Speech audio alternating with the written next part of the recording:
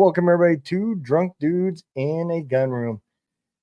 Today, as usual, this show is brought to you by Operation Encore, my favorite 501c. They are a nonprofit that is currently helping veterans become rock stars, one of the things that we do.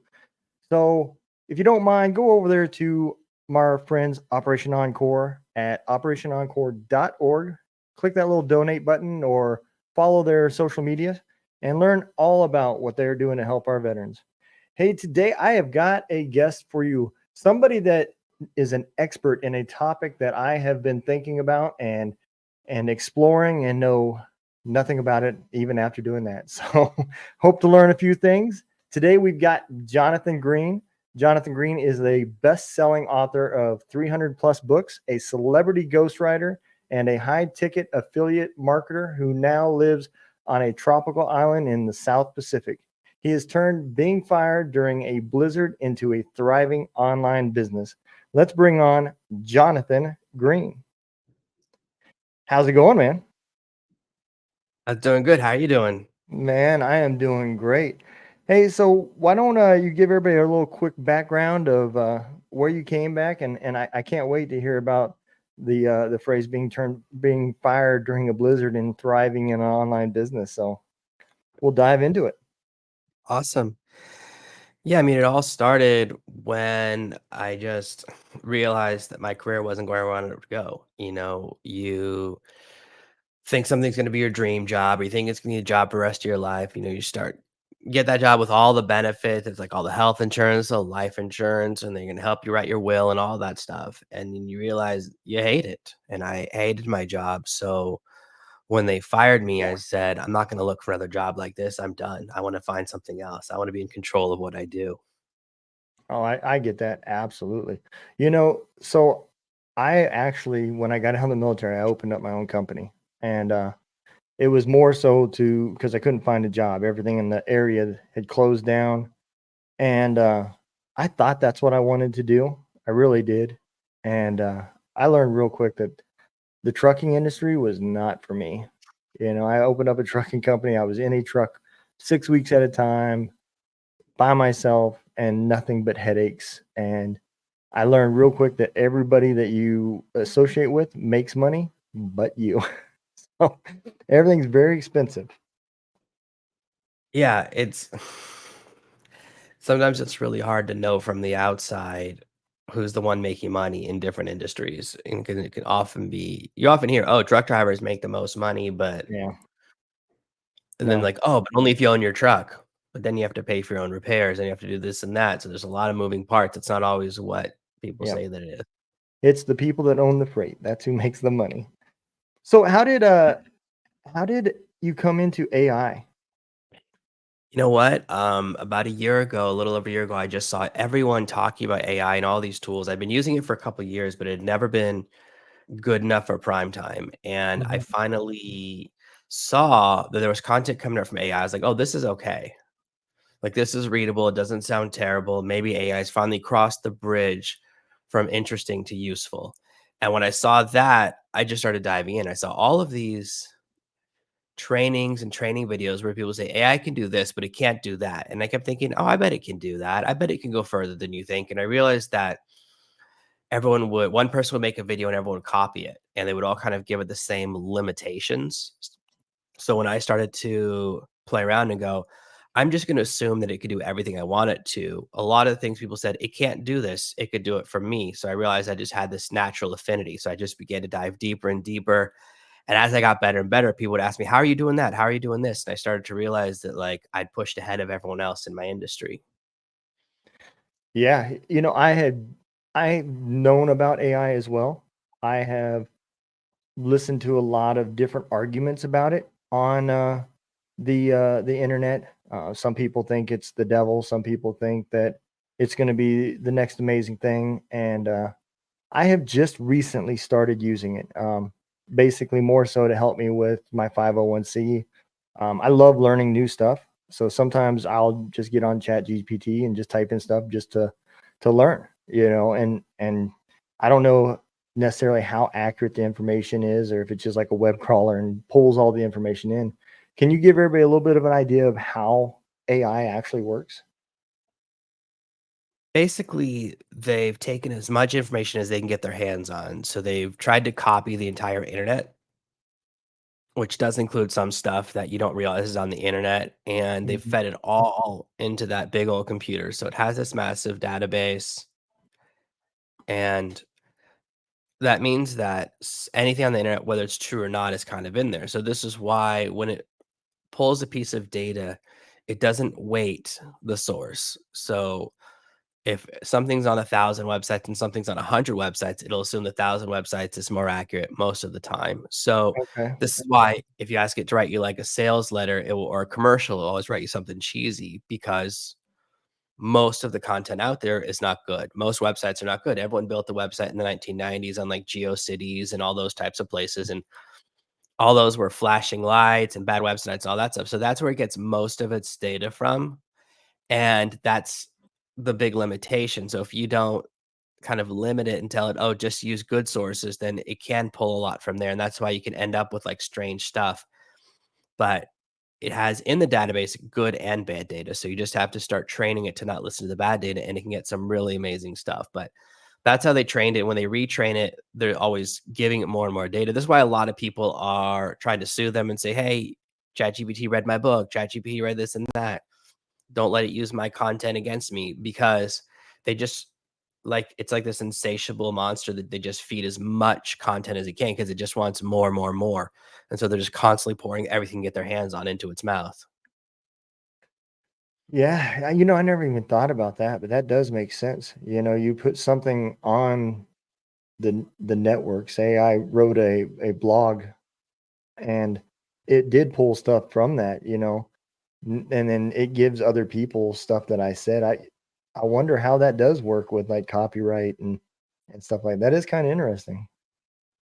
Yeah, you can fight against it. So it's actually read some of my stuff that it's not supposed to. It's read my book, at least one of my major books, which are not supposed to be on the internet, right? But of course, Mhm. someone out there probably stole my book, broke Yeah. the encoding, put it on a website as a PDF, and ChatGPT found it. So I can either get mad and sue like some authors are doing, or I can just accept the genie's out of the bottle and say, how can I be the person who figures this out first? Because it's the Right. same thing 30 years ago, 25 years ago, people were fighting against Napster. They're like, I don't want my music on the internet, right? And Yep. did they succeed?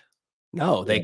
they spent hundreds of millions of dollars, billions of dollars suing and fighting and building technology. And I know my family's in the music business, so I know a lot of the things they tried between watermarking music, and they would do a thing where every time every single person in the song had a different hidden code in it so they could see who'd uploaded it. I Yep. remember they used to sue people for uploading songs, and I'm sure they ruined a couple of people's lives, but it didn't stop anyone. No. Every single movie, every single song, every single video game ends up online and within a week of release, right? Yeah. Like, it doesn't matter how much you encode it. I think DVD, right? DVDs were like had a code, so you couldn't take the unfolded. Someone broke it in like 8 hours. Blu-ray Yeah. it took someone like 12 hours. So it's like, oh, for half a day, nobody can steal this. So people who are going to do that are going to, and that part doesn't matter, right? Just that the technology, once it gets out, enough people are going to go, okay, that someone will keep it going. And the same thing with ChatGPT, you can't unteach it Hmm. that content because it's Right. out there and because people have figured out how to do it. So instead of trying to turn back the clock, you have to, especially myself as an author who's in there, you can say, write in the style of Jonathan Green, and it will sound exactly like me because that's how I found out it could do me. And I can fight against that, or I can say, well, how can I be the first person to leverage this? How can I accept this is the future now, right? Robots are here, AI technology is here. I Yep. can't undo, but maybe I can use it in a way to make my life a little bit better. I really do. Now that I've been playing with it, I don't have the fear from some of these other podcasts that I've listened to about how, the dangers that's out there. So if you go back to before the internet, um, I don't think anybody really thought about the dangers that the internet's going to provide. And even if you did, it's going to grow. Just like you said, there's no way you're going to prevent some of these things. So I'm sure with AI, there will be some bad. But I think if you look at overall what the internet's done, it's done a lot of great stuff. I mean, me and you're talking, you're in a, a tropical island, and I'm over here in Missouri freezing my butt off. But, look at how we're talking, no issues. And I think AI is going to do some amazing things. I mean, it's already helped me just with my podcast. It's helping me with some coding stuff that I'm trying with apps and stuff like that. And these are things that, before I used YouTube for, and it would take me a lot longer to go through videos to find the video I really wanted to learn what I really wanted. And then you still have to get through all the clickbait stuff to even get to that. And so I use ChatGPT for that type of stuff, which is probably the very, very basics of what anybody, you know, like yourself even uses it for. But it's helped me with some things like coding some, OIS is a struggle for me, and it's helped me with that type of stuff. I've used it a little bit for some legal stuff for my nonprofit, and that's about it. That's about to the extent of it.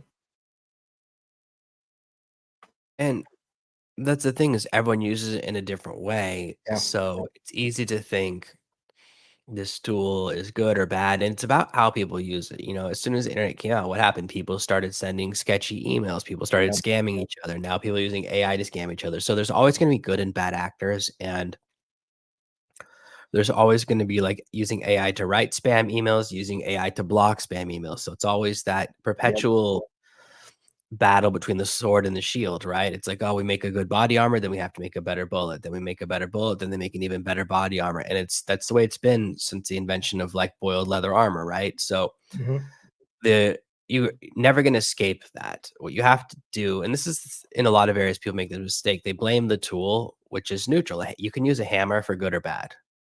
You just can't. yep, So you can't blame the hammer. The tool exists. You have to blame is the people and figure out why people do bad things with neutral tools. yep, So in the same thing, we definitely have people that are using AI for bad stuff. They're putting out content, they're putting out emails, they're doing all sorts of stuff that's naughty. We have to figure out how can we make this one thing stop? Certainly, right? We certainly don't want people using it for bad, but the tool's already out there and it's really about figuring out this new future, a world in which this tool exists because you can't undo, right? Like think about this. It used to be like the thought of renting music was so anathema. We don't go, no, I don't want to rent a CD. I want to own a CD because I yeah, bought the music so I can listen to as much as I want. Now that's what everyone does, right? Every single yeah, person is either renting music on Spotify or Apple Music or Tidal.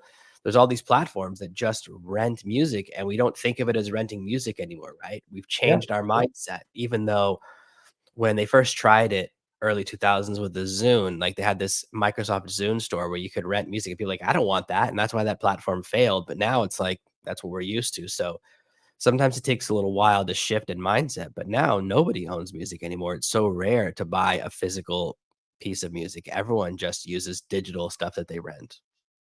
yeah. I mean, yeah, I never thought about Spotify as renting either, but you're absolutely right.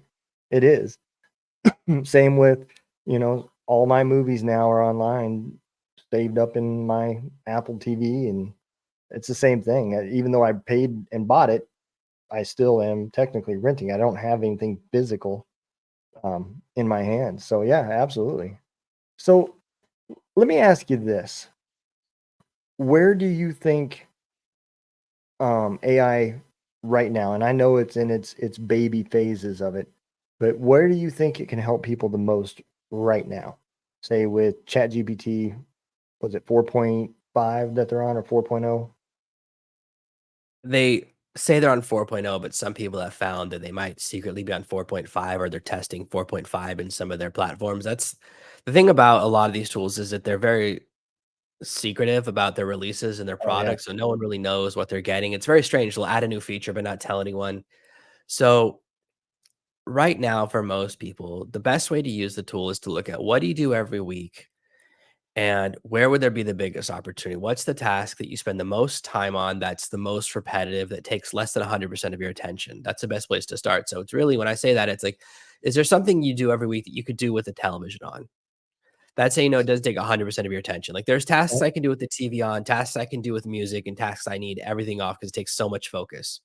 So when you look and find that task, you say, okay, this is a task that if I could get this handled by AI, it would save me 5 hours, 10 hours, 20 hours a week. That's where you want to start, is with that big win. So you Okay. get that massive change. And it could be answering emails, it can be organizing something, it can be an element of data entry, whatever that thing is. That's where you start, because that's where you're going to move the needle. A lot of people go for the coolest thing and like, oh, I learned this really cool thing. How much time does it save you? 4 minutes a week. It's not really right. It's the wrong place to start, because it's exciting, but not useful. Right. Useful is really where you want to be. So where I started myself with was editing books. So when I wrote my recent book, ChatGPT Profits, I was like, I opened up my editing software and I was like, this is going to take me a week to edit. And I said, what am I doing? It's just about to start. I go, what is wrong with me? And I sat down and said, there has to be a way to get ChatGPT to edit the entire book to save me massive amounts of time without me losing the quality, right? Because the thing Mhm. about AI is that it doesn't make spelling mistakes, it doesn't make grammatical mistakes, it doesn't make punctuation mistakes. So I can run my entire book through this to remove all of that type of mistake. So even if I just do the proofreading type of editing, it's a massive win that saves me a huge amount of time. Normally, when I edit, the software will point out every possible thing, and I have to Mhm. check each one manually because it's not always right. And it means that I still have to read the whole book and I have to check the whole thing, and it's a huge amount of work. So instead, I edited the book using ChatGPT. It took me 1 day instead of 5, so it saved me 80% of the time.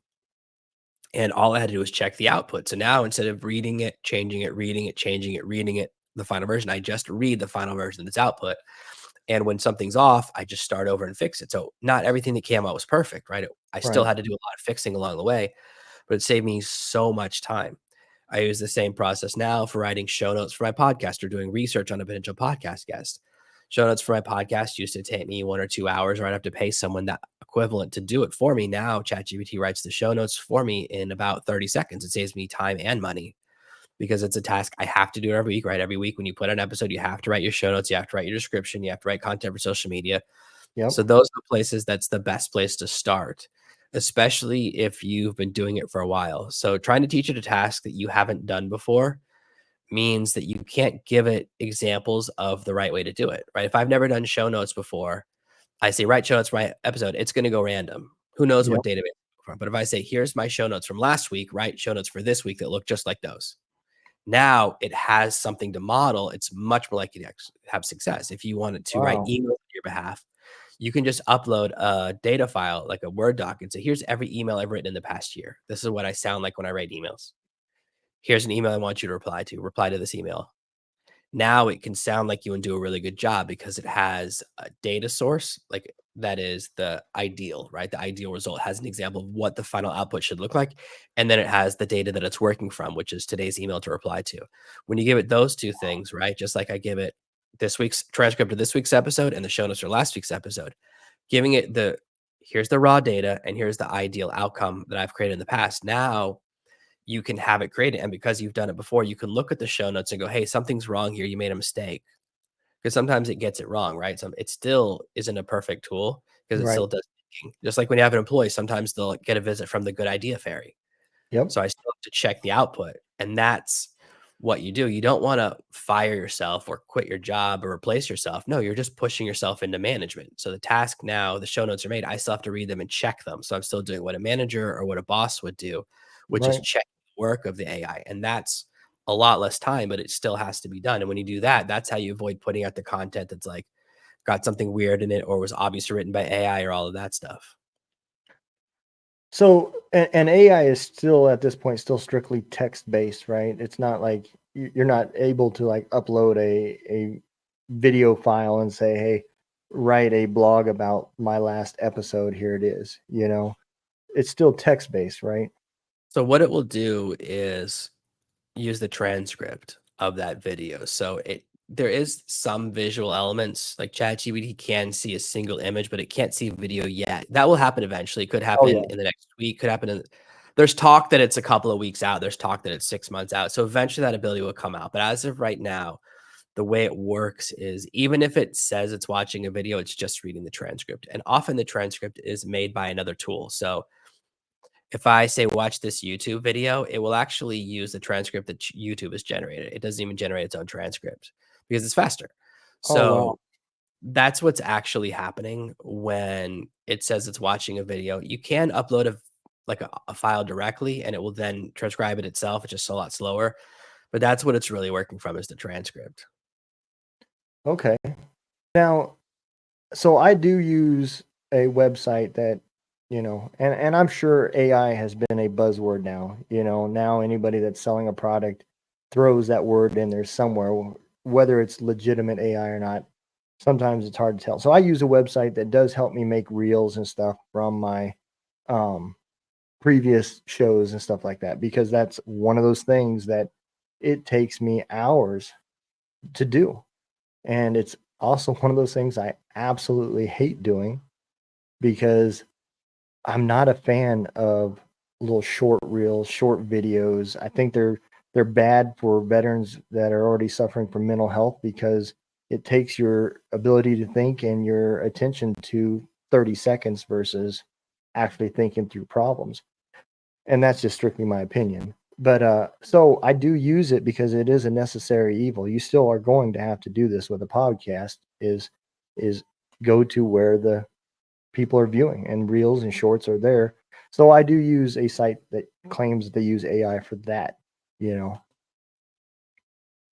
Yeah, so what that tool is actually doing, I use one of those as well. They're so helpful. It's actually using a transcription because transcription software has been around for years. It's been getting better and better.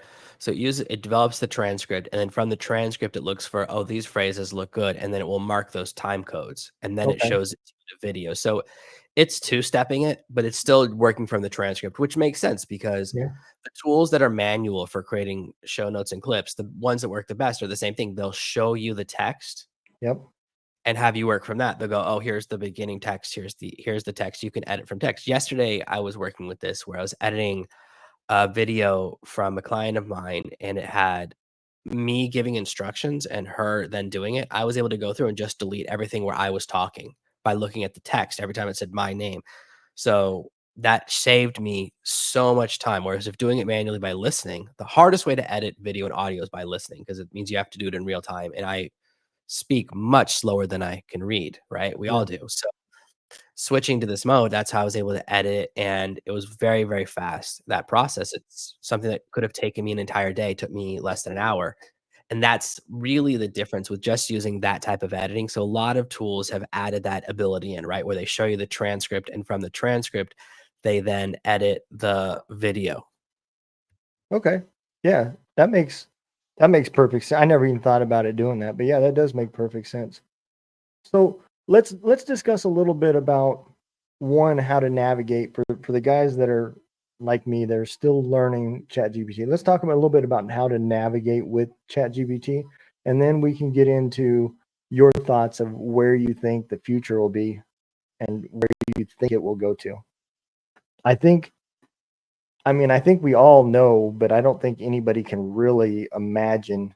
Um, I really feel like this is one of those things where the sky's the limit. The problem with ChatGPT, and you hit the nail on the head, is that it can do so many things that it's overwhelming to go, "Oh, this tool can do this and that and this and that." So when a tool just does one thing and does it well, that's very easy to know what to learn, Yep. right? But with ChatGPT, the onboarding is terrible, their training is terrible, all of that information is really very limited, right? And the Yep. reason they did that was they were like, "We wanna see what people do. So we're not gonna give you any guidance." So it's like, "Oh, every user is like a rat in a maze." And I was like, "I Yep. don't wanna be a user, and that's my experience." But I know that's what they're doing. So Yep. We're the product. easiest thing, and that's why I always start with people instead of starting my teaching techniques, like the first thing I told you was like figure out what task you want to do before you start thinking about techniques. What's the task that's useful for me? What's the opportunity? So once you know what task you want to do, you have to learn one prompt. Okay. I see people selling collections of 1,000 prompts, 100,000 prompts, a million prompts, these complicated prompting guides. It's all just smoke and mirrors. It's all just to make it seem more valuable. Here's all you need to know. Chat GPT, I want to do X. What information do you need from me to accomplish this goal? That's how I start every conversation. I want to create show notes. What information do you need from me? I want to edit my book. What information do you need from me? I want Wow. to Okay. I want to learn how to I locked myself out of my bathroom. I actually locked out of my bathroom right now. I want to learn how to get myself into the bathrooms. I don't know where the key is. ChatGPT, what do we do? So sometimes you change the question a little bit, like Mhm. tell me how to do it. But or if you're trying to come to me and say, what information you need from me, and it's really basically information plus question. I know what I want to accomplish. I know my goal. Here's my goal. And then by asking a question, you're switching ChatGPT's into interrogative mode, which means it's allowed to ask you questions, it's allowed to tell you something's wrong, and it's allowed to give you multi-part answers. Normally, ChatGPT lives one prompt at a time. It always thinks you'll never ask a follow-up question. So it has to give you the best possible answer in a universe where you don't ask follow-up questions. Yeah. Because it's thinking that way, it's super limited and it will always give you the best answer it can. But when you're wrong, it won't tell you because it's not allowed to, because you're never going to ask a follow-up question. So telling you, oh, you gave me the wrong data is a bad use Yeah. because it doesn't get you to where you need to get, right? It won't get you to your answer. So instead, it will just give you the best answer based on that. And it's with the assumption you're never going to ask a follow-up question. But as soon as you say, if you need to give me multi-part answers, if we have to go back and forth, we can by asking a question. Now you've switched it and it now goes, oh, we're having a conversation. Instead of a 1-1-1-1-1-1, it's now a multi-part conversation. So now it will tell you if you've given it bad data. It will tell you the data that it needs. And it will bypass a lot of the mistakes that crush people. Like one of the first things I ran into was someone was saying, oh, and then you just put in the blank, my customer avatar. I was like, most people do not know their customer avatar. Like most people, that's like the hardest thing for you to tell them to do. So Yeah. instead, if you, I said to ChatGPT, I'm trying to figure out my customer avatar. What information you need from me? And it asked me it always asks 7 to 9 questions. You don't have to answer all of them. And if that's overwhelming, your next thing is just ask me one at a time. So you don't have to answer them all at once. Sometimes I say one at a time. Sometimes I answer them all at once. Just depends how hard the question is for me. Hmm. And even though I teach customer avatar, I have a customer avatar worksheet I give away on my website. I've taught it in 4 or 5 different courses. I don't always remember all the questions off the top of my head. We all do that. That's why Yeah. pilots have a checklist, right? First thing Yeah. a pilot does when they're getting the plane, they have a checklist, not because they don't know how to turn the plane on. That's not why they have the checklist, right? They have the checklist because sometimes you forget a step, right? Or Yep. sometimes you in the wrong way. And I'm a huge fan of checklists. The Checklist Manifesto is an amazing book that shows how just adding 5 to 7 point checklists to tasks increases effectiveness like exponentially. It makes everything way, way better. Hmm. So that's why having a checklist, and ChatGPT always remembers a checklist. It never forgets a question. So it asks me the question. I go, oh, I would have forgotten number 8. It wasn't on I forgot that one. So even as someone who's an expert, right, in avatar creation, I forgot a step because it's natural. So I answered the questions and it wrote me an unbelievably high quality description of my ideal customer. So it's able to do things effectively because it has a consistency that we don't have. So we'll always ask you the right questions. So you don't then have to constantly remember. Like I see this other approach to prompting, which is very formulaic, and I know that formula very well. Okay. I know how to write really complicated prompts. I have prompts that are 3,000 characters long. I have prompts that are so long I have to enter it in 2 parts. That's not what most people need to use, right? That's a 0.1% of user thing. So for me, the big value is the ability to do things in a simple way. And when I write my really complicated prompts, I start them all with the question anyways. That's how I really build everything. So if you approach it from that mindset of, here's what I need, let me ask you a question, you don't have to learn any of that stuff. You don't have to learn complicated prompting formulas. You don't have to do stuff that's scary. You can just learn this one thing. Yeah. And then even if they update ChatGPT 4.5 or version 5, you don't have a bunch of prompts that have become obsolete. You have one simple method that's only becoming more effective. It's in the name. They want you to chat with it. So you just have to give it permission to chat, and then it becomes an amazing tool that requires no genius on your part. You don't have to be smart anymore. You don't have to be a prompting master. You don't have to be an expert. You can just be a simple person that knows how to ask a question. You know, talking to you already, I realized I am that one and one guy. I tell it what I want and it gives me something. And then I evaluate on if I want to use that. And then if I didn't like it, I hit the re-ask button, you know? And it's because I didn't know any of this stuff that you were just talking about. So I mean, you just in that conversation right there, you've already changed how I'm going to be using. And I never thought about it as using it as a conversation. And that's because that's how everyone uses it. Yeah. Everyone uses it because that's how we're taught. We're all taught from media. Most of us, the way we interact with the world comes from television shows and movies. And if you think about on Star Trek, what do they say? Do do do. Computer, open the door. Yeah. Computer, teleport me here. Computer, shoot the laser to this person. They always treat the computer in the future, right? Like on this Yeah. massive spaceship, they go world to world spaceship, they can go 9 times the speed of light. They never treat it like it has any level of intelligence, right? They never treat it like an artificial intelligence. They treat it like a 1990s Windows 3.1 computer, right? They treat it Yeah. like, computer, open this folder. And it's really simple. They never, and so we're used to that, right? Which is, when you're talking to a computer, you give it a command. So that's why we all speak that way, because that's what we've all seen. And that's why we all look up when we talk to a computer as well, because we're so used to them doing it on those TV shows. Yep. It's the same. A lot of people do this when they're hearing something because Yep. we've seen it. Real Secret Service agents don't do that. Yeah. You're right. That gets rid of the whole secret part, right? They Yep. do not do that. So we have these habits that only come from media, and we don't realize that we're repeating something we saw on television or movie. But if you just move away from that and you go, I'm going to ask you a question. It's okay for you to tell me I asked it in the wrong way, because that's how we act in normal life, right? In normal Yeah. conversation. So you just kind of have to give it permission, and it will just let you, because sometimes you have to ask 3 or 4 questions to get to the right answer. It allows you to break Yeah. through all of that challenge that's a problem for most people. I was just laughing because thinking back now about how I'm using ChatGPT, I just pictured how my 80-year-old mom uses Alexa. You know, she talks to it like it's so foreign instead of just asking a question. And here I am doing the same thing with the new technology of ChatGPT. I'm acting like my 80-year-old mama with Alexa. So that's why I was kind of laughing there for a minute. It's how we're taught. We're all taught the AI will obey, right? You give a command and the thing obeys. Nobody wants Alexa to say, you go, Alexa, play this song. Alexa goes, are you sure? It's not really a good band, right?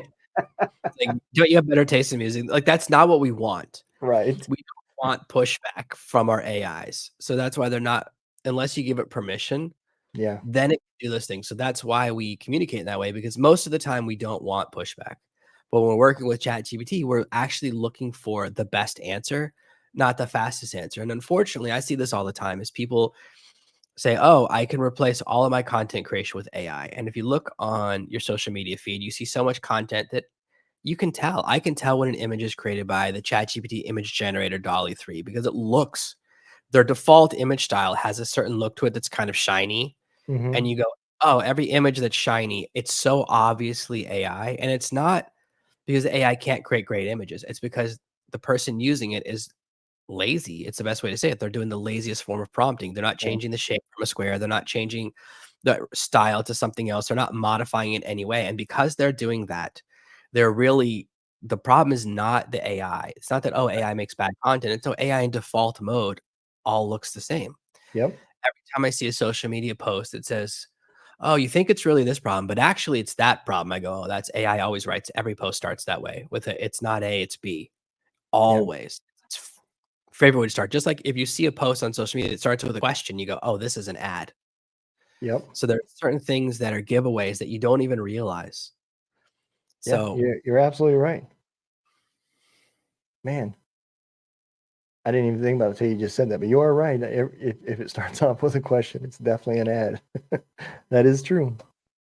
and we as a consumer, we don't notice it why, but we know, oh, this feels like an ad. And as the creator, they don't realize, oh, because I think I'm running a commercial, I'm writing a commercial, right? Yeah. And so it becomes obvious. So the secret is to really read the actual content and read it as a reader. I was writing something yesterday and it did that to me. I was writing, I forget what it was. I think I was responding, like writing a reply to something or a comment or posting like a small thing. I think it was a piece of text that was going to go with one of my social media clips. And I had ChatGPT write it, and I noticed that it put in a bunch of AI words. I said, oh, this is not good. I'll just write my own thing. So you have to just be aware of it. That's the first step, is just to be aware that it's not that AI is obvious. It's just that the quantity makes it obvious. So if I see 50 posts on social media in a row, they're all written by the same person, I'm going to notice, right? Yeah. So if I read 50 Stephen King books and then I read one of his books under a different name, I'm still going to notice, oh, this is the same author. That's what's really happening, is that it's a combination of laziness by the users, and mostly because they don't know a better way to do it, Yeah. combined with quantity means I see so much. If I only saw one ChatGPT post a day, I wouldn't notice, Right. but it's not one. It is not one. Yeah, no, you are. I'm sure you are right because I'm always late to the party, so I am sure there's a lot more people using it than we even know about. So let's talk a little bit about the average user, right? When you go to subscribe to ChatGPT, like I noticed I've subscribed through my phone, but I don't have the same access on the computer as I do on my phone. And I don't know if that's because I did something wrong or whatever, but I can't use 4.5 on my computer, but I can use 4.5 on my phone. And so, is there like, if you were to talk to the basic guy that's just going to basically use it for his podcast or his blog or something simple, he's not trying to create a big business. Is there different subscription methods that you need to do different things, or is it basically just one size fits all based off of what you want to pay, whether it be annually or monthly or whatever? They only offer one subscription, which is $20 a month. Okay. So what they've actually done is, according to a lot of other companies, messed up the market. So what they did is put a massive downward pressure on pricing in the software market. So a lot of competitors who are charging you by the word or giving you word limits per month or all sorts of things and charging $150 a month, Hmm. because ChatGPT's done this and there's no limitation, they have forced everyone else to drop their prices. So a lot of competitors, a new competitor just went from free to paid, and guess what they're charging? $20 a month. Yeah. ChatGPT set this new standard that made AI affordable for everyone. So they have the free version, which anyone can use, which right now is at 3.5. It will probably switch to 4.0 soon. So what happens is when they release a new paid version, the old paid version eventually becomes free. Right. So what you're noticing is that they do a lot of testing on their users. So they will give me a feature and not you for a couple of weeks, depending upon which group I'm in. So you and I are probably in two different usage groups. Right. So, and it doesn't always go that way, by the way. I've had where I'm the last person to get access to something. So I was the last person, one of the last people to get access to Dolly 3, the image generator that's part of ChatGPT now. I was in the last group. So everyone else had it for like 2 weeks, and then I got it on the last day. Whereas when they released GPTs, which is the bots I can push to people, I got it before everyone else. In fact, I got it before a lot of the other people who create content like me and post on social media. Like, oh, I don't have access yet. And I was like, I already have access in both of my accounts.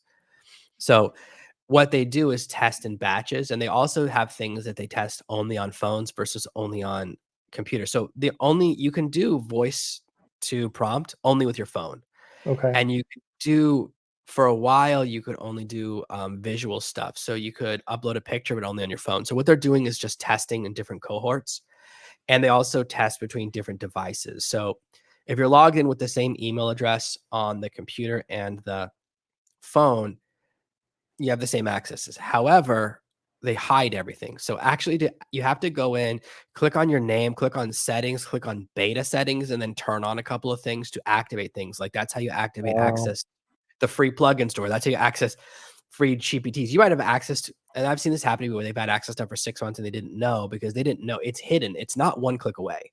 Yeah. It's like settings, personal settings, beta.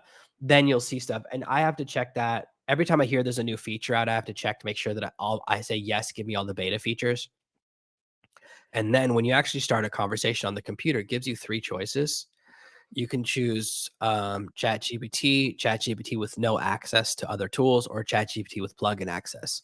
So you actually have Okay. to start each conversation, know which, and they moved that. That used to be in the at the top middle of the screen. Now it's at the top left of the screen. So they once you figure out where it is, they go, we got to move it again. We got to make it harder to find. So to activate the plugin store, you have to go through that beta process in your settings, say, yes, give me access to the plugin store. Then when you're prompting, you have to click on where and say, oh, I want to be in plugin mode. Then you have to click on that, scroll to the bottom, click on plugin store, and then you can see the plugins. And they've organized the plugins alphabetically.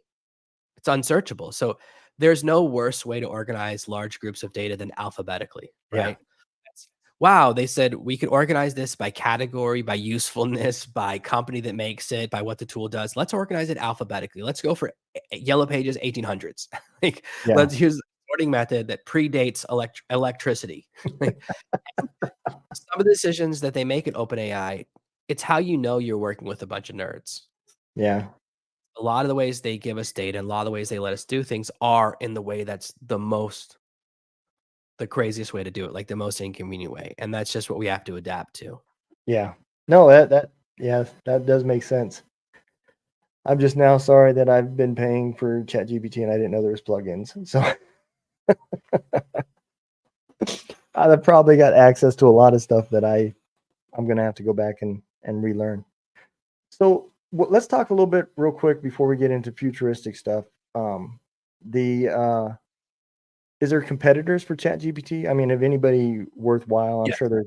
there's some out there, but There's a couple of good ones. So Claude is quite good by Anthropic. It's made by people that used to work for OpenAI and they left a couple of years ago, started their own company, started doing something. It's a little bit different. mhm, It's better, longer pieces of content. I'm a huge fan of Perplexity AI. Perplexity is a better research tool. So with ChatGPT, it'll give you information. You say, "Oh, where'd you get that information?" It's like, I'm not going to tell you because it's gotten a bunch of trouble for giving people fake information. So now it never gives you the link. Perplexity is written like a college paper. So it gives you a number and the actual foot link with a link to where the source came from. So you can always see the source article. So Perplexity is what I use for research. okay, That's the tool I use the most for research. I'm a ChatGPT plus Perplexity guy 99% of the time. For image generation, I mostly use Midjourney. It's a much better image generator than chat than Dolly 3. Dolly 3 is really good at like obeying the command. So if you say what you just, it's more likely to give you what you describe. Like if you say horse on top of a table, dog below the table, Dolly will do better than that. But if you're looking for like an image that looks better, then Midjourney creates better looking images right now. And they go back and forth, right? They're kind of competing okay, with each other. They use two different algorithms. Those are the main tools. There's also a lot of open source AI tools out there. So this company called Hugging Face is kind of where they're all organized. You can see that there are free open source AI tools you can install it on your computer that's just as good as ChatGPT 3.5.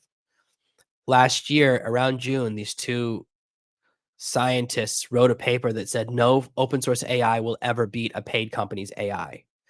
And 2 weeks later, an open source AI beat ChatGPT 3.5, so they had to retract the paper because it's the yeah, fastest I've ever seen people publish something will never happen, and then it happens. It's a 2-week window. Like, I can't imagine any way to be more embarrassed. yeah, So, the things happening in open source AI are way beyond what ChatGPT is doing, but it's not useful for entering most people. Like, they're doing things where you could have an AI that's distributed, so there's a little bit on my computer, a little bit on your computer, a little bit on 100 computers, so it actually has the strength of 100 computers combined, which is cool, but also scary. Like that's when you yeah, start thinking about Skynet stuff. But they're doing things in open source that aren't happening in the paid world. So I think the future is definitely in the open source world. And the open source world also keeps a check on ChatGPT's pricing. So right now, if you go, hey, you can get an open source AI, a little confusing to install for free, or you can pay $20 a month. Most people do $20 a month. If I told you, hey, it takes about an hour to figure out how to install the free one, or you can pay $1,000 a month. Suddenly, the free one doesn't sound that hard to learn. You're like, you know what? I think I'll learn that, yeah, right? yeah. So it actually puts a check on what the paid companies can charge, and that's a very good thing. That is, yeah, absolutely. Um, so where do you think AI eventually becomes um, the internet today, where everybody's using it, and what do you think it provides the most help to the average person?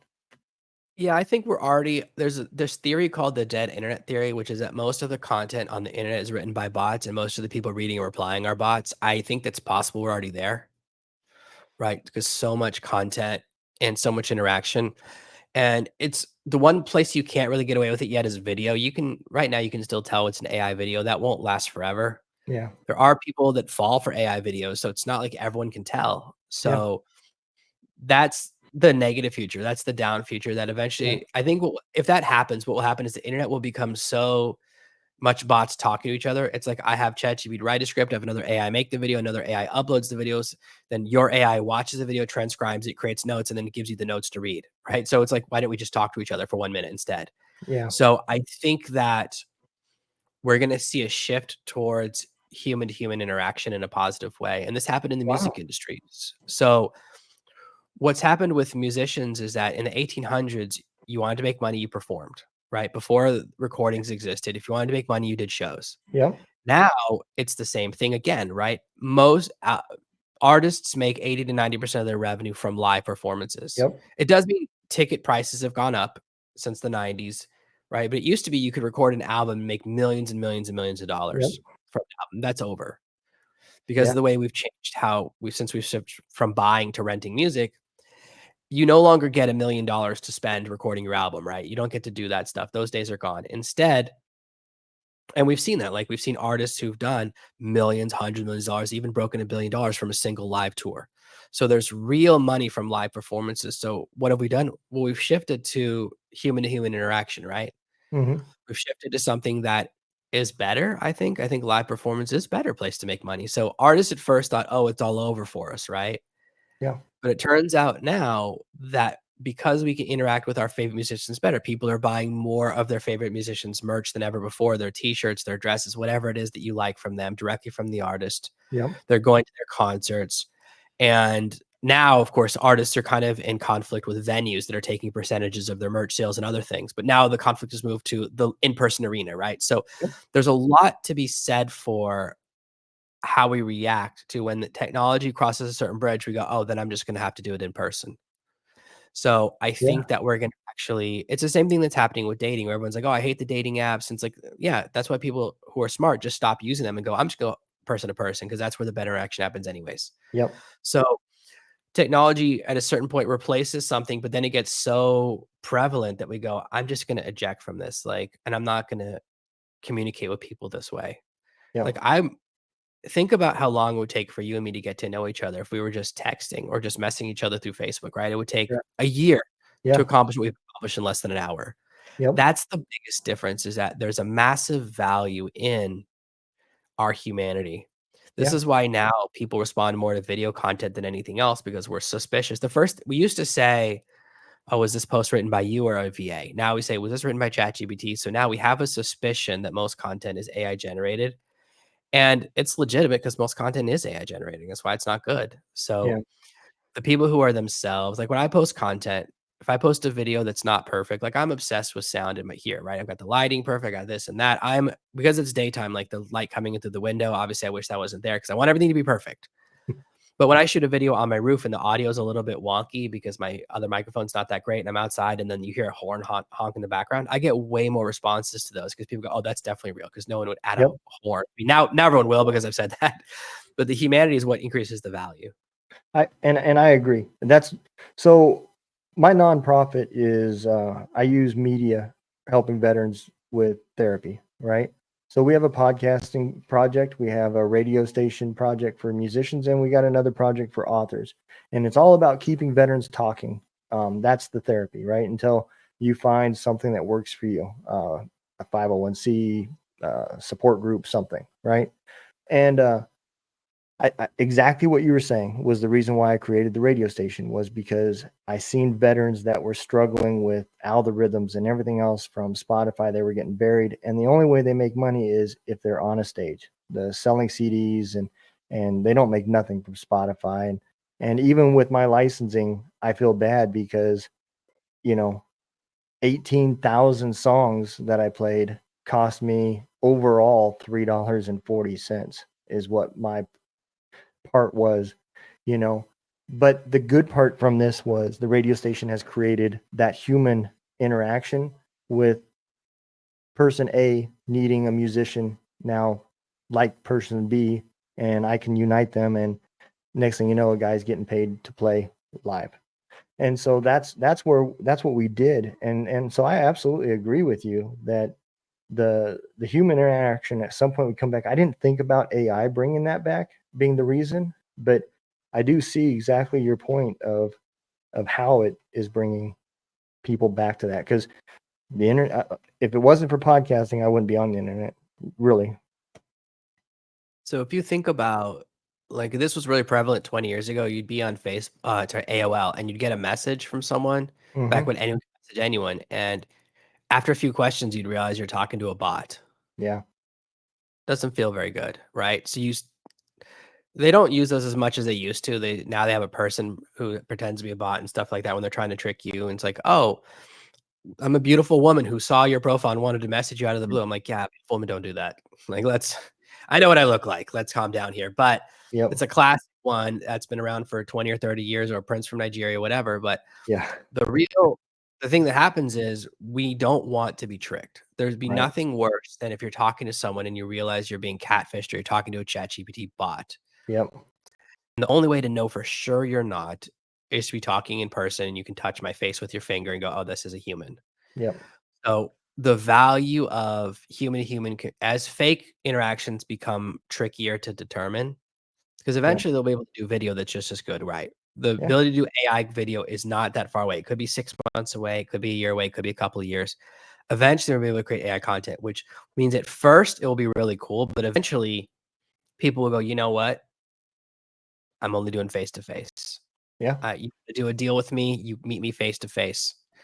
And I touch your skin and I smell you, so I know you're a real person." So we're actually gonna Yep. shift in that direction. So I think that that's kind of how the shift will go back and forth because, like, the internet has not turned into what people thought it was going to. Remember when everyone like, when I was on the internet in the 1990s, the internet was a place where everything was good. Everyone said nice things to each other, everyone complimented Yep. each other, people forwarded jokes to each other.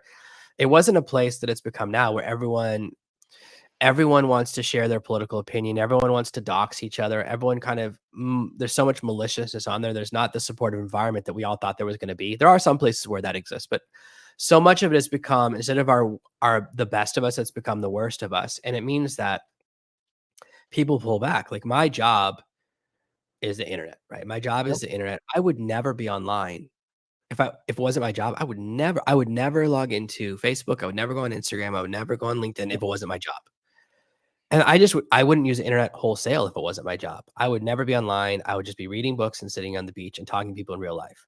Yeah. So for me, as someone who uses it all the time, it's my job. And maybe because it's my job, right? It's like, oh, I don't want to work when I'm not at work. So it's important to see that the real world still exists and that there are good things out there, but anything gets overuse, gets misused, and you get away with it for a while. Just like there's a ton of companies this year that have gone public and done these Mhm. major money raises by adding the word AI to the name of the company. Yep. And then people realize they don't do anything with AI and the company loses 90% of its value and the founders get away with a bunch of money or they go to jail. They get, depends on how the SEC decides to deal with it. Yep. But that's not going to work forever, right? So there's always going to be people who take advantage. There's tons of AI tools right now that aren't AI. I've caught some tools that are not doing using AI and they're selling themselves as AI, and I put out content saying these guys are faking it, right? This company is Yep. committing a major FTC violation, and the punishment if they choose you for doing a violation it's per person who sees. Like, so if you put out a commercial with a lie in it, you don't get fined based on the commercial. You get fined based on how many people saw the commercial. Right. Okay. And so if you have a video on YouTube with a lie in it, and it can be, at least last time I checked, up to 40,000 per person. So if you have 1,000,000 views, you Oh, suddenly owe for like $4 billion. It could be a yeah. $4 billion fine. So FTC fines they can destroy even the biggest of companies. Yeah. So there's going to be, once they start going after people, there's going to be a shift in the market away from these lies because a lot of companies release an AI and it's just a reskin of ChatGPT for more money with less features. 99% of the AI tools out there are ChatGPT with less features for more money. So I was just writing about this week on LinkedIn. I said, listen, if you're talking to a company that's trying to sell you an enterprise level AI tool, the odds that they're ripping you off it's approaching 100%. It's Wow. very likely. The odds of them not ripping you off are so low that they're mathematically undetectable. Like with the mathematical metal detector, I can't find it because because there's only about 4 AIs that actually exist. Okay. Mhm.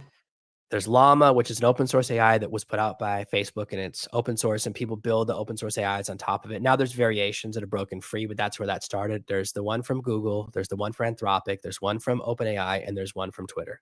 That's it.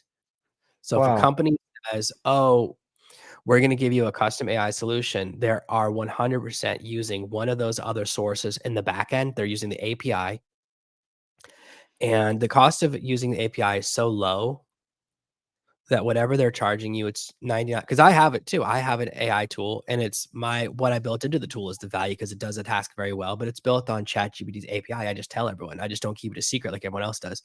My cost for maintaining the tool is like $1 a month or something, so I don't have to think Oh, about it. wow.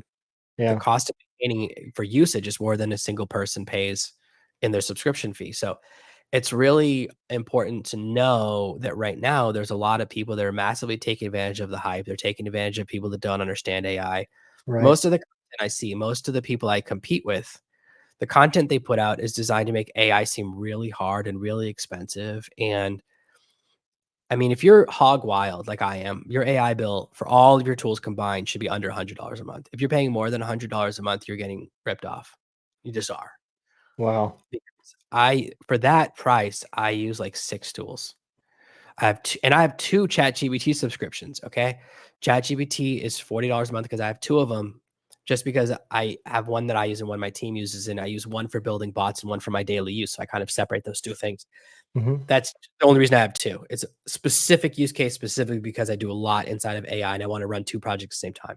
I have a Midjourney subscription, $12 a month. I have another AI image generator subscription with Leonardo. Again, because I have multiple people that work for me, I just needed a second image generator that other people could use at the same time. I think that's another $12 a month. And then there's some other tools I play around with. I'm testing a tool. I'll be testing a tool for a couple of months, so I pay a little subscription for that. But most of the time, even the tools I'm testing, eventually I close down. I think I have a video editor that's $15 a month. That's Aces. It does really good at what it does with AI. And then I think I have one other tool, some other. So it's like if a power user like me who does it full time and could not be further into the AI world is spending $100 a month. If you're spending thousands, you have a major problem in your business. Yeah. Either the person in your team who's in charge of making AI purchases is stealing from you, or the person that they've purchased from is stealing from you. It's a guarantee because of what these tools cost. Right.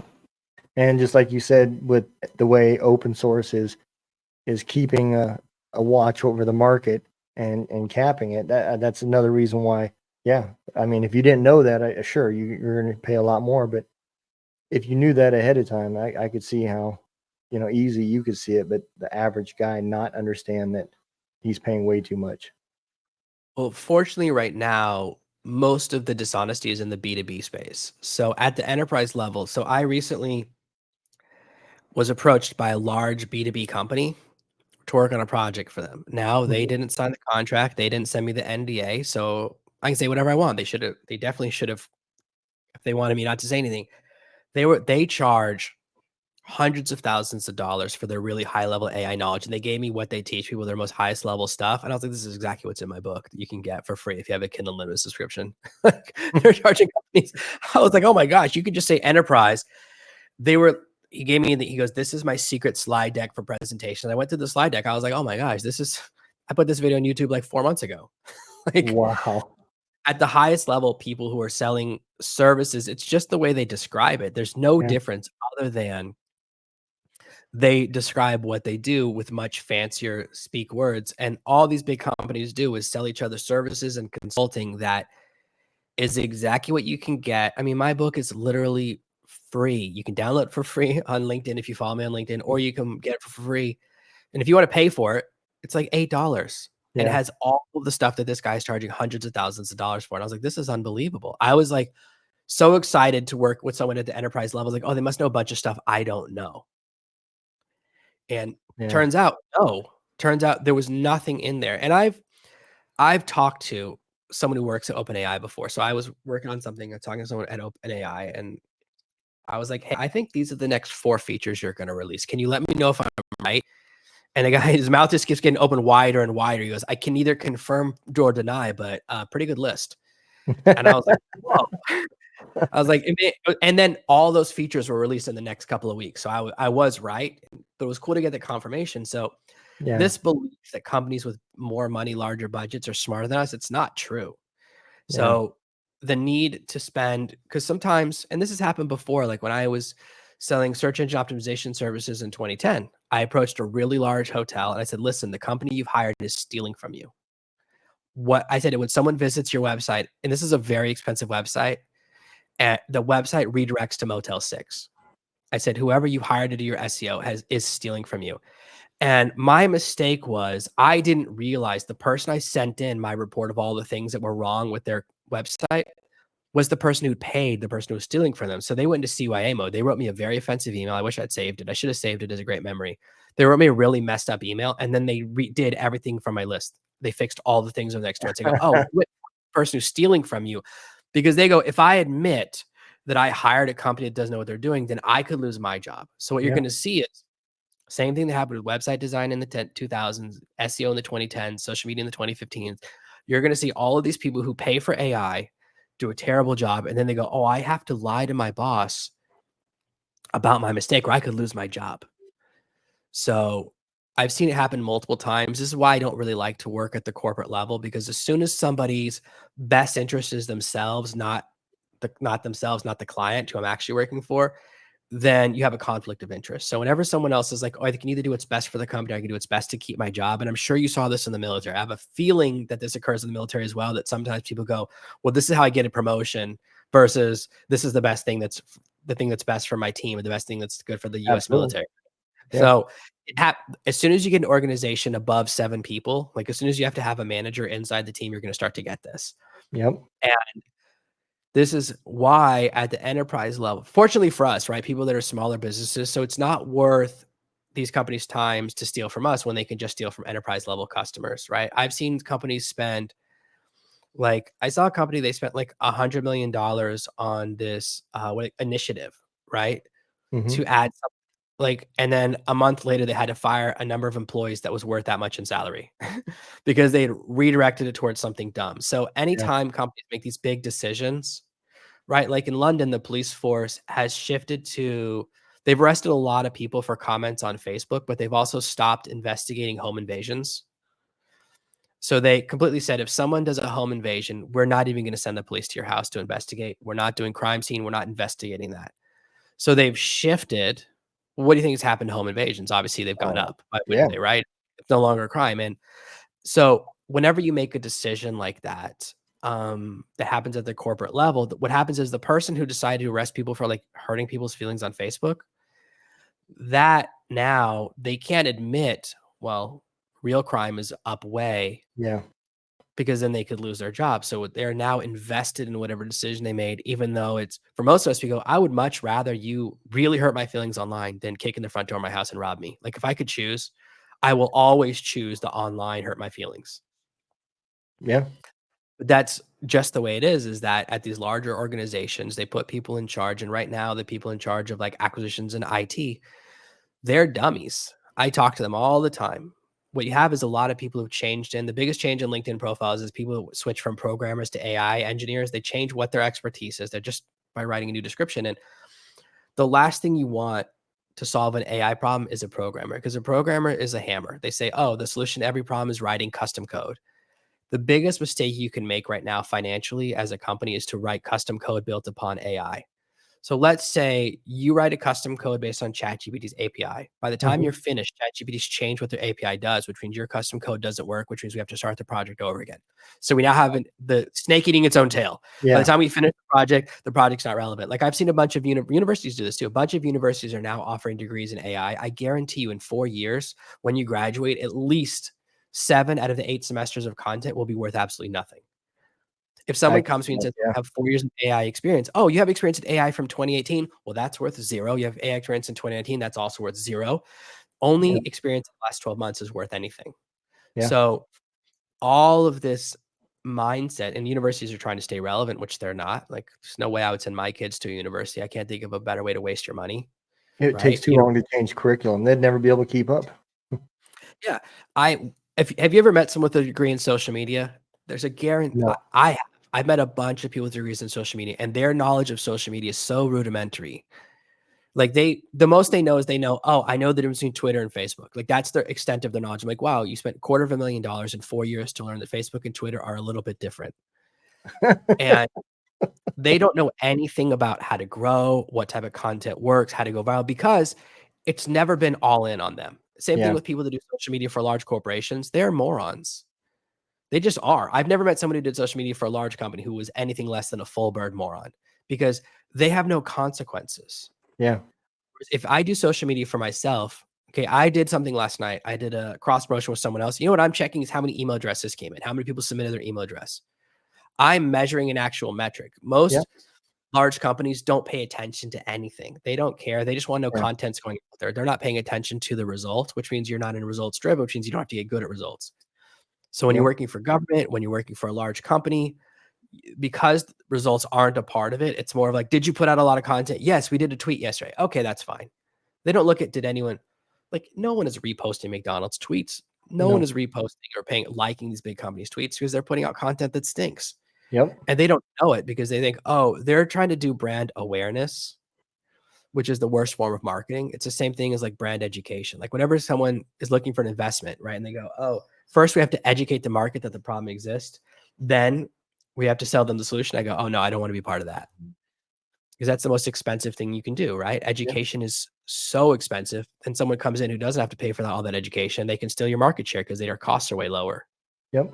I'm dealing with that right now because we're so far behind the technology, and now we've got to pay to educate some people, and it's a hard pill for people above you to swallow because they see the dollar signs. Yeah. And it's large companies, the way they do business is they allocate a budget to something, and then especially once you get really large, they don't really pay attention to it. Like what happens in government is if they give you a budget of $10 million, you spend 9 million. Well, next year they're going to give you a budget of 9 million. Yep. They punish you for efficiency, which means they reward you for inefficiency. That's why at the end of the year, you'll always see all these government departments suddenly go on a spending spree because they don't want to Yep. lose their budget for next year. Did it for 20 And years in the world. yeah, exactly. It's like, it's why you go, oh, we need 3 helicopters. They go, oh, we got you a submarine, right? Yeah. Like military acquisitions, or it's like they did a big change with the uniforms, right? They changed the Yep. whole uniforms. No one checked to see if this new uniform makes you more invisible. And it was the opposite, right? The Yeah. digital camo, they spent so much money on that because the Marines did a massive study and then to figure out what the pattern had to be. And then the Army goes, we want that too. And they just made it and didn't check, and it made them more visible, not less, which is Yep. not what you want from camouflage. Like I'm not an Yep. expert in military stuff, but I know that. I know Yep. you definitely want more invisible, not less. And so they had to switch back because It was someone, horrible in the desert. someone gets a visit from the good idea fairy. Like I knew guys who in the 1990s, they went to the first Gulf War and all their uniforms were the wrong color because they were the color of the beach near them, not the color of the desert, because the desert's different color. Yep. Not all sand is the same color. And Right. somebody should have definitely thought of that, right? And that's what happens is that higher ups, when they make a mistake, they don't want to admit. No one wants to admit they're the one who didn't think, right? They're the one who Yep. should have figured out what color should their uniforms be, what color should their weapons be, what's the sand situation, right? Because fighting in sand is different than fighting in grass. Yep. It's the same thing that happened in the Vietnam War. They gave soldiers a bunch of guns, or in the Korean War, they gave soldiers guns that the bullets wouldn't go through the enemy's uniform. That's a pretty big mistake, Yeah. right? So it has always been happening. Yeah. So anytime you have large organizations, you leave the door open to larger mistakes. Like the idea that large companies don't make mistakes is always astounding to me because, like, no, the larger organization, they should get to make mistakes with a larger scale. Yeah. No, yeah, you're absolutely right.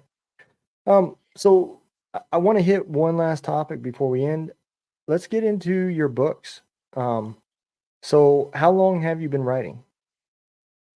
So I've been writing professionally since around 2009, 2010. So I did my graduate work, got my master's in applied linguistics in 2009, and my dissertation was published in Europe. I was like, someone reached out and said, hey, can we publish your dissertation? I said, sure. That's it. And that made me think, oh, people will pay for my writing. Yeah. And from then, I just began writing books. I go, oh, I saw it as once I realized that it was a possibility, I started writing books and publishing them in different places. So I've been publishing books now for, I guess it's 14 years. Oh, that's awesome.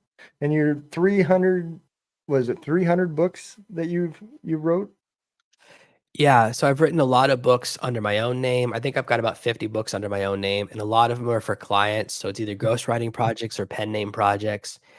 And I still write, like I don't write anymore, but I still write 6 books a year. So it's like my version of don't write anymore is not everyone else's. Right. So now I do more of like coaching people or helping people to write their book. I don't do the whole project for them as often, but I Hmm. still do it some. Oh, that is awesome, man.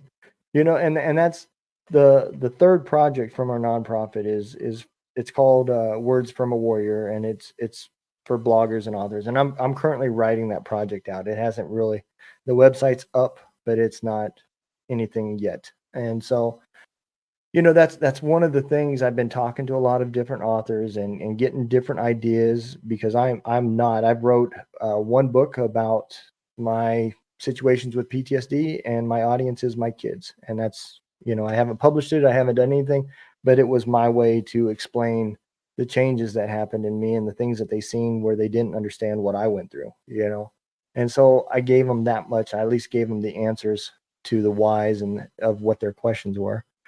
And I haven't, my kids say I should publish it, but I haven't personally decided yet. But um, it's definitely something. I want to find people that are going to be able to willing to help some of these other veterans that have tremendous stories, but they don't understand anything about publishing and stuff like that. So that's one of the reasons why I've increased my guests to authors, to just get feedback and ideas so I can help them as well. It's a tricky world, as I'm learning. So there's a couple of things you brought up there. So the thing about PTSD is that we don't really talk about it enough. Like we especially don't talk about it for men and men's mental health. So Mm. uh, I have it as well. So I went through a natural disaster where my entire family got to the hospital with less than 12 hours to live. So, Oh, and I didn't know. So when I had to, and I talk about it because if I don't, nobody else will. I had to go into therapy for it afterwards because, like, when I yep, got to the hospital, they were like, "Oh, you'll be dead in a couple hours," and my whole family would have been dead within 3 days. Like, none of us were gonna make it. So I have, and it's a thing called natural disaster PTSD. I didn't know it was a thing. I thought PTSD was only military. So yeah, it a turns lot of out, people watch. do. So there's a lack of education. So when I actually got into therapy and the person gave a name for it, I said, "Oh, I have a real thing." It, Yeah, like, gave me a comfort to know that, because I was like, "Oh, I'm just trying to steal what soldiers go through," but I don't know how else to describe it, but I guess seeing your whole family die yeah, counts.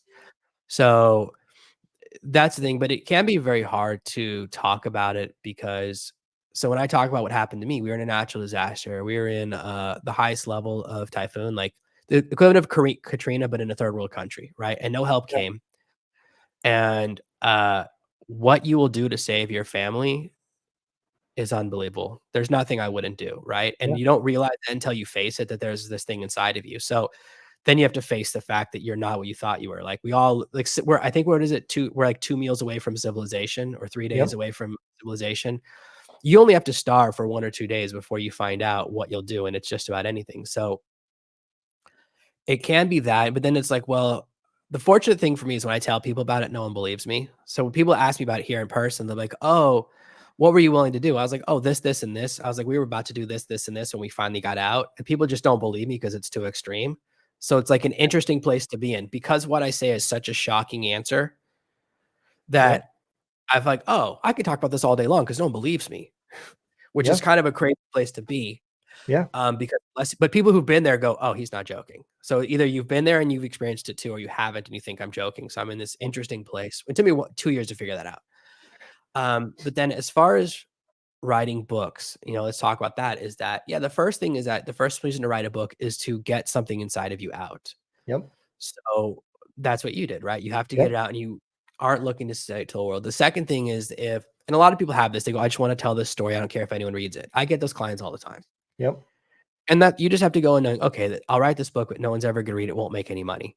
Now, my feeling is that if you really want to help people, let's imagine this. Let's say your book had the cure for PTSD hmm, and you didn't publish it. So you didn't help all the people you could have helped. Well, then that means you're a monster, right? You have the cure for cancer and you're keeping it a secret. So if your book is good, you have a moral obligation to publish it, right? If you think it can really help people. And that's how I view it. So when I work with people, I go, if your book really can do what you says it can do, then you have to get it out there because you can help so many people. So let's just say, and this is a heavy question, like this is a lot to say to you, but like let's imagine your book stops one guy from unaliving himself. Isn't it worth it? Like, wouldn't that be worth it? Because I've gotten that email before. yeah, So I've gotten an email and it was about the wrong book. It was so crazy. It goes, "It wasn't my book on depression, but someone read one of my books and goes, 'Your book saved my marriage. Because of your book, I understood my husband, and now our marriage is stronger than ever before.'" That's my favorite email, every email I've ever gotten. yeah, So, um, sometimes we get so caught up in thinking about ourselves, right? It's like, oh, this is just my story. No one will care. Yeah, Matt, what if what if one person reads your book and it saves their life?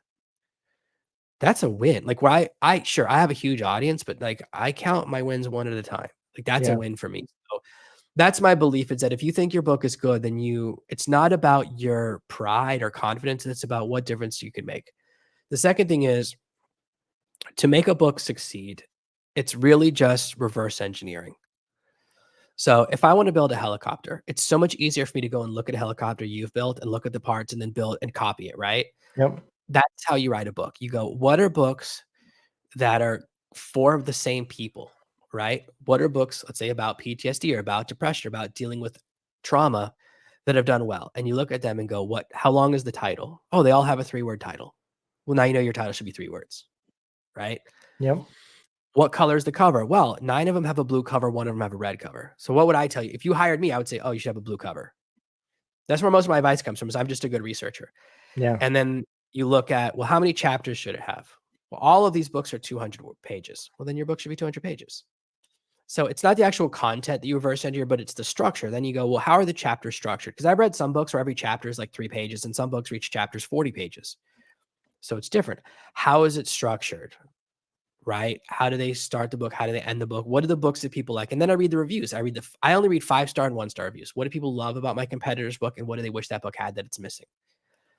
When you have that information, now what you have is the skeleton, right? You have all the skeleton. My kids always say skeleton. That's why I say that. You have the skeleton of a great book because you go, oh, I know how long the book needs to be. I know how the chapters should be structured. I know how it should be organized. I know all of the pieces.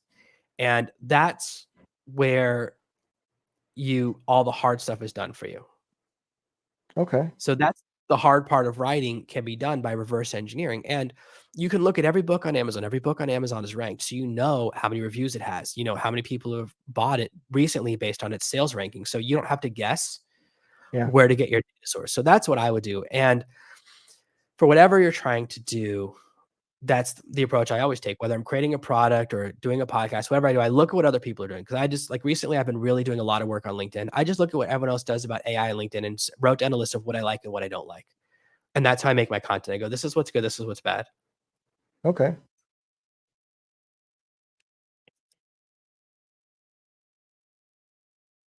I mean, that makes perfect sense. And for me, I guess my hesitation is, I think of some of the content I got in there involves other people's families, and I think about the band-aid that gets ripped off if they were to be the people that read it. Okay. That's something different. That's a great thing to bring up, which is that I never use people's real names. I never use ways to actually describe people. So that if you're talking about specific things, then I would pull all of that part out Okay. because the last thing you want to do is that. Yeah. So the last thing I want someone to do is read a book and realize I'm talking about them. Because it Right. happened with a blog post once, and it was like, uh-oh, don't do that again. Like people do not want to be in your book or in your blog post without permission, even if you anonymize, but they can figure out it's them because you didn't change enough facts. So that's something different is that I always tell people like, do not use anyone's real name. Do not make it so they can identify themselves. It doesn't make the book better. You can change the details enough that because even if people give you permission, they might change their mind later. Yeah. Better just avoid that. No, absolutely. I agree.